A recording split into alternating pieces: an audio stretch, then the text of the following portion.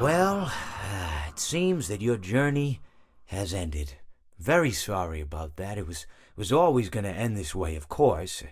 If it weren't by me, it would have just been by some other, terrible thing. Just you could not imagine how terrible it would be. Just I get scared thinking about it. I'm glad it's not me. It reminds me of a time I was speaking to my good friend Orville. We were we were sitting on a park bench watching the pigeons. I was on the left, he was on the... Oh, wait, was I on the right or left? Anyways, it doesn't matter. We were sitting on there watching the pigeons.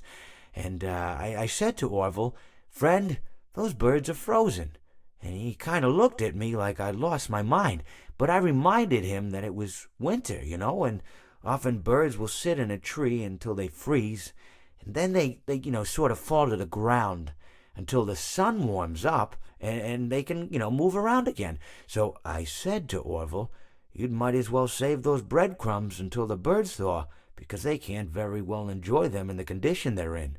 To which he asked what I meant, and asking what condition the crumbs should be in before he threw them to the birds, assuming that I meant the birds couldn't enjoy the breadcrumbs in the condition that the crumbs were in, when in fact I had meant the birds could not enjoy them in the condition that the birds were in, considering that the birds were frozen.